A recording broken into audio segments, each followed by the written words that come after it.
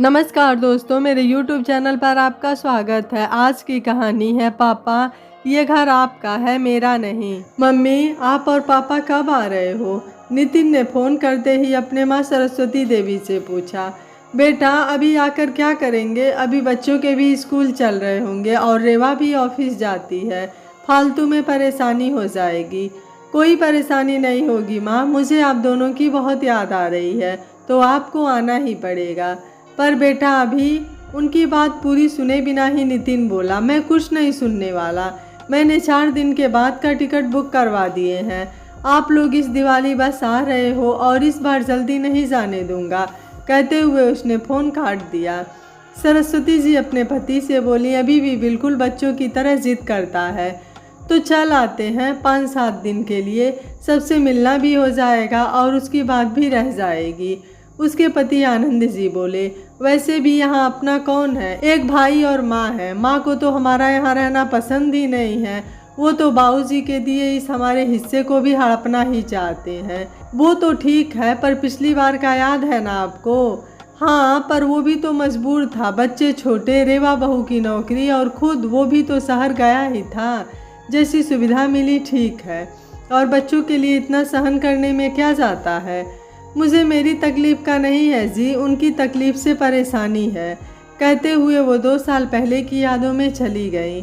नितिन और रेवा को शहर गए 6-7 महीने ही हुए थे, तो बच्चों का घर बार देखने के लालच में सरस्वती जी और आनंद जी पहुंच गए उनके पास। उन्हें बिना बताए आए देख के रेवा और नितिन भचक्के रह गए। उनके मन में ये आया कि कहीं बच्चे ये ना सोचें कि पापा आने से पहले कम से कम एक बार बताना तो चाहिए था, ये गांव नहीं शहर है।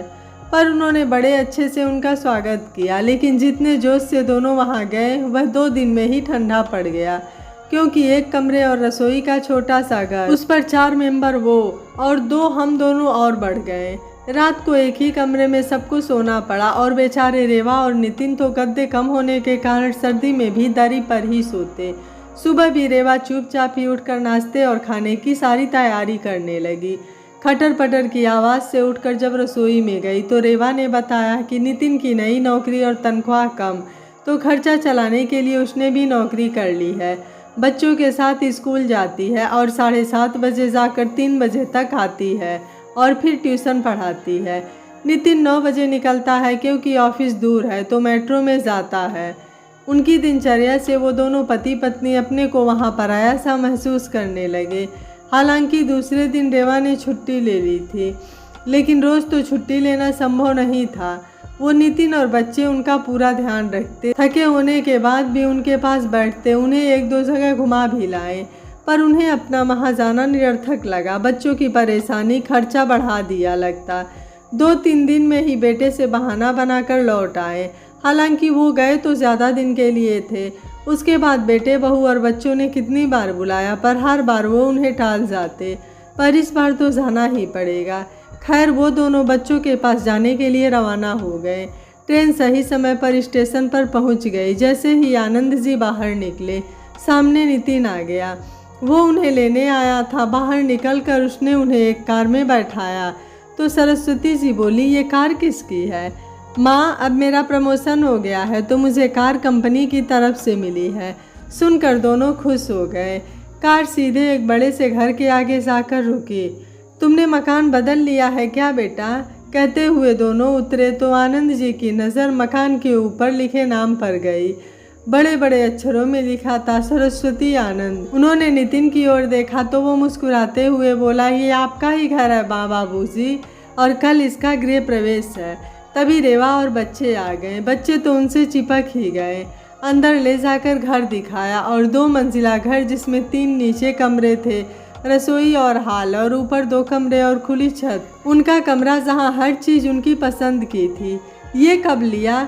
माँ, बाबूजी, मेरा प्रमोशन हुआ और रेवा ने बैंक का एग्ज़ाम दिया तो पास हो गई और नौकरी लग गई, तब हमने ये घर लिया किस्तों में, और धनतेरस पर अपनी कार भी लेने चलेंगे। हम आपको सरप्राइज देना चाहते थे। अब आप यहीं रहोगे अपने घर में, वहाँ किसी के एहसान लेकर नहीं।